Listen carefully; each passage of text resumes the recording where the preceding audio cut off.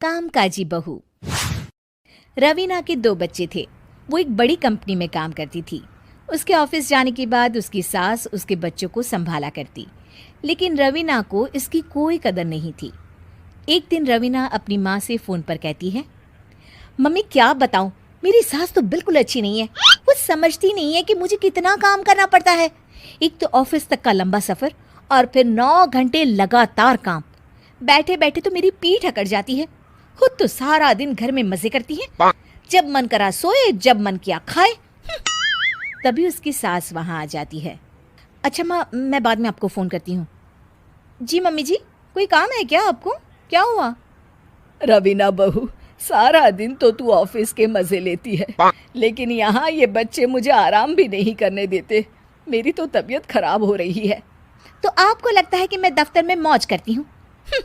आपको क्या समझाऊं, छोड़िए। माँ, काम करना भी ज़रूरी है। मजबूरी नहीं होती तो मैं खुद ही अपने बच्चों को देख लेती। अब आज तो छुट्टी है ना, आज तो कम से कम घर का काम कर ले। बहू काम शुरू करती है। बच्चे के साथ काम करना उसके लिए असंभव हो जाता है। वो जाकर बच्चा सास को देती है और कहती है, मम्मी जी ज़रा बच्चा तो पकड़ लीजिए, मैं घर का काम कैसे करूं? जैसे मैं करती हूँ रोज बच्चे के साथ।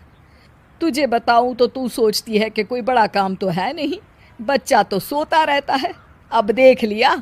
खैर, बस मैं यही तुझे समझाना चाहती थी। ला, बच्चा मुझे दे और काम कर। बहू मुंह बनाकर वहां से चली जाती है। वो मन में सोचती है, बात तो सही है, बच्चे के साथ घर का काम करना असंभव है। वो किसी तरह काम करती है और अगले दिन ऑफिस के लिए निकल जाती है। ऑफिस में उसकी सहेली उससे कहती है, यार तू तो बड़ी लकी है, तुझे तेरी सास खाना बना कर देती है, बच्चे भी देखती है और तुझे किसी बात की चिंता भी नहीं होने देती।